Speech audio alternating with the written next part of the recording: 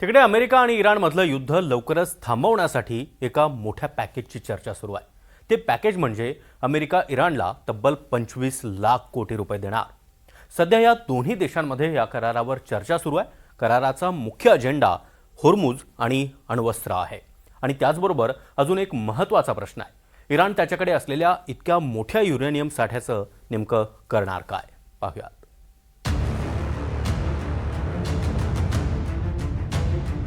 America इराणला देणार 25 लाख कोटी।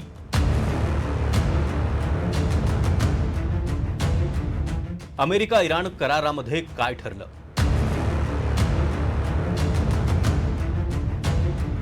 America Iran करारातल्या 5 अटी पूर्ण होणार?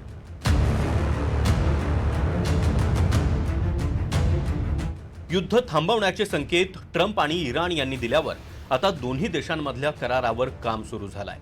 होर्मुझ, अण्वस्त्र या दोन मुख्य मुद्द्यांभोवती हा करार होणार आहे। त्यात आणखी महत्त्वाचं म्हणजे अमेरिका इराणला $300 अब्ज पॅकेज देणार असल्याची चर्चा आहे। इराणचं युद्धात झालेलं नुकसान लक्षात घेता अमेरिकेनं इराणला $300 अब्ज म्हणजे 25 लाख कोटी देण्याचा प्रस्ताव आहे। ही रक्कम एका गुंतवणूक पॅकेज अंतर्गत दिली जाईल।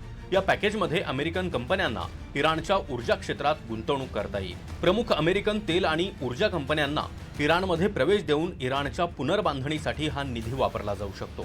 पाकिस्तान आणि कतारच्या मध्यस्थीनं हा मसुदा मांडण्यात आलाय। या प्रस्तावावर अजूनही दोन्ही देशांमध्ये वाटाघाटी सुरू आहे। अमेरिका आणि इराणमधल्या करारामध्ये सगळ्यात महत्त्वाचा आहे ते होर्मुझ आणि अण्वस्त्रांचा मुद्दा। त्यासह 5 महत्त्वाच्या अटी या प्रस्तावामध्ये आहेत। इराण होर्मुझची खाडी वाहतुकीसाठी खुली करेल, त्याच्या बदल्यात अमेरिका इराणवरची काही बंधनं शिथिल करेल। दोन्ही देशांकडून एकमेकांवर ड्रोन आणि मिसाईल हल्ले थांबवले जातील। इराण अण्वस्त्र कार्यक्रम थांबवेल। इराण अणु कार्यक्रमावर आंतरराष्ट्रीय अणुऊर्जा संस्थेला म्हणजे IAEA ला नियंत्रण ठेवायला देईल। इराणला समर्थन देणारे हिजबुल्ला, हुती असे प्रॉक्सी गट अमेरिकेच्या तळांवर हल्ले करणार नाहीत। त्याचबरोबर इराणला जास्तीत जास्त तेल निर्यात करायला मदत केली जाईल, असे प्रमुख मुद्दे या करारामध्ये आहेत। अमेरिका आणि इराण यांच्यामध्ये शांतता करार जरी झाला तरी सर्व काही लगेच अलबेल होईल याची सुतराम शक्यता नाही। आज घडीला होर्मुझच्या सामुद्रधुनीच्या दोन्ही बाजूला हजाराहून अधिक कमर्शियल वेसल्स म्हणजेच जहाजा या अडकून पडलेल्या आहेत आणि 33 किलोमीटर चिंचोळ्या या होर्मुझच्या सामुद्रधुनीमधून या जहाजांना जायचं असेल तर कमीत कमी 1 ते 3 महिन्यांचा कालावधी हा एकूणच ही ट्रॅफिक एज होण्यासाठी लागणार आहे। इराणच्या अणु कार्यक्रमांमध्ये सगळ्यात महत्त्वाचा मुद्दा आहे तो युरेनियमचा। इराणनं त्याच्याकडचा युरेनियमचा साठा नष्ट करावा अशी अट अमेरिकेनं या करारामध्ये ठेवली आहे। युरेनियमचा साठा नष्ट करण्याची इराणची मुळीच तयारी नव्हती, मात्र अमेरिकेच्या दबावापुढे इराण झुकल्याचं दिसतंय।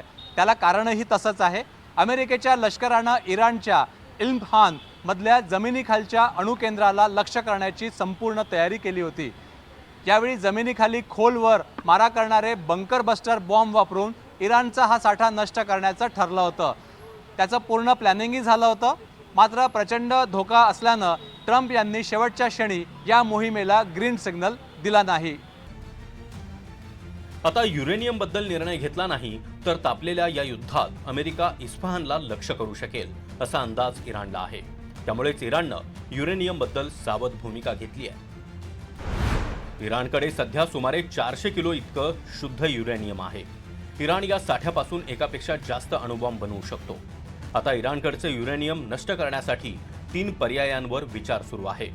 युरेनियमवर प्रक्रिया करून अण्वस्त्र निर्मितीसाठी निरुपयोगी केलं जाऊ शकतं। हा युरेनियम साठा रशिया किंवा इतर कोणत्याही तिसऱ्या देशाकडे पाठवला जाऊ शकतो। हा साठा अमेरिकेत नेऊन नष्टही केला जाऊ शकतो।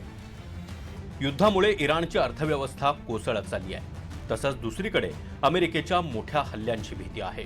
तर अमेरिकेला होर्मुझची खाडी खुली करून हवी आहे। दोन्ही देशांच्या या गरजांमुळे अमेरिका आणि इराणमधला हा करार लवकरच प्रत्यक्षात येईल अशी अपेक्षा आहे। Bureau report, NDTV Marathi.